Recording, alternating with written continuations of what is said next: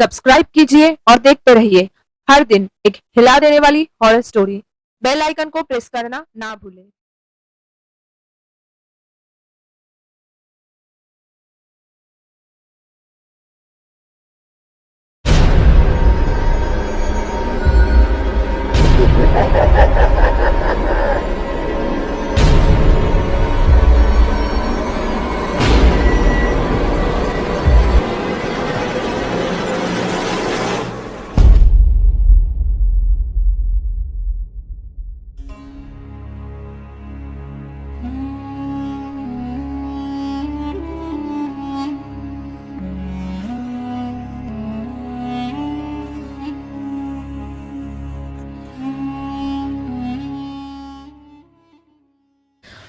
ये कहानी मैंने अपने एक दोस्त से सुनी थी। ये कहानी है उनके इलाके के एक मछुआरे की, जिसका नाम है रशीद। एक दिन की बात है जब रशीद अपने इलाके में आबादी से बहुत दूर मौजूद एक कब्रिस्तान के पास वाले नदी में मछली पकड़ने के लिए गया हुआ था। उस दिन घर पे रशीद के साथ उसके बीवी का छोटा मोटा झगड़ा भी हुआ था, इसलिए उस दिन रशीद अपने छोटे बेटे को ही साथ लेकर मछली पकड़ने के लिए गया हुआ था।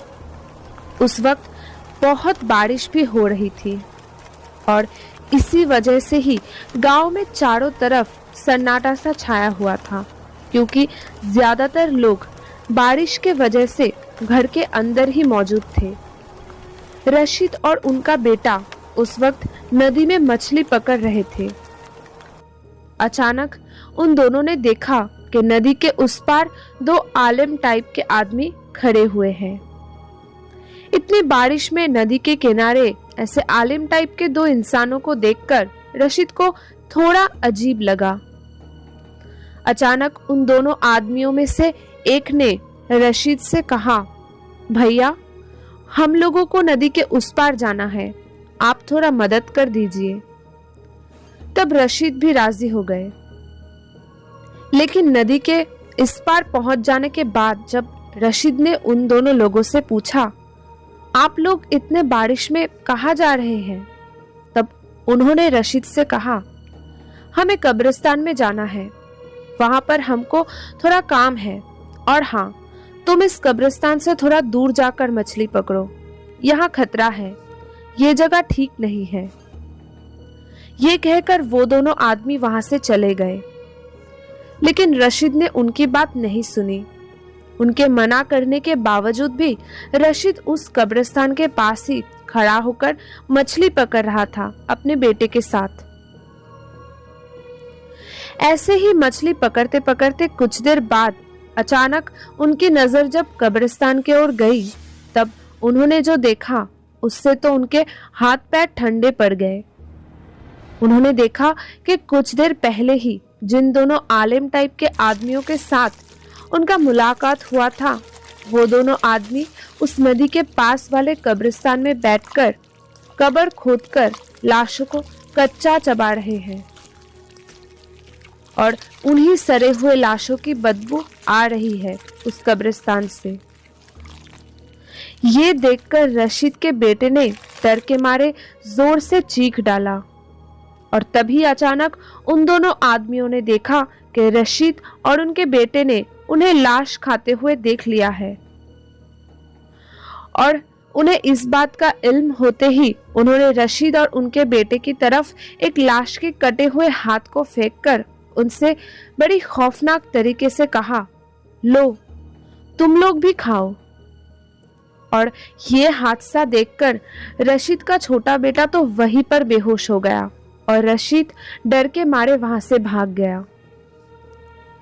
बाद में जब उसके बेटे को वहां से उठाकर लाया गया था, तब उसका पूरा बदन बुखार से तप रहा था। सिर्फ उनका बेटा ही नहीं बल्कि रशीद को भी बहुत जोरों की बुखार लग गई थी। जब सबने उनसे इसकी वजह पूछी, तब उन दोनों ने सबको पूरी बातें बताई। उस रात फिर उनके साथ कुछ भी अजीब नहीं हुआ, लेकिन सबसे डरावनी बात तो ये थी कि सुबह रशीद और उनका छोटा बेटा दोनों ही अपने कमरे में मरे हुए पाए गए थे। किसी को भी पता नहीं है कि उनके मौत के पीछे आखिर क्या वजह हो सकती है और कौन थे वो दोनों आदमी जिनके साथ उस दिन रशीद की मुलाकात हुई थी। क्या वो जिन्नात थे या फिर कुछ और? दोस्तों, मेरे दूसरे चैनल वीराने में ऑलरेडी 2 डरावनी हॉरर स्टोरीज अपलोड हो चुकी है। मैंने इन दोनों हॉरर स्टोरीज के लिंक नीचे डिस्क्रिप्शन बॉक्स में और कमेंट बॉक्स में भी डाल दिया है। आप चाहें तो वहां से भी चेकआउट कर सकते हैं। अगर आपको हॉरर कार्टून के साथ साथ हॉरर स्टोरीज सुनना भी पसंद है तो अभी वहां पर जाइए और इन दोनों स्टोरीज को सुन लीजिए।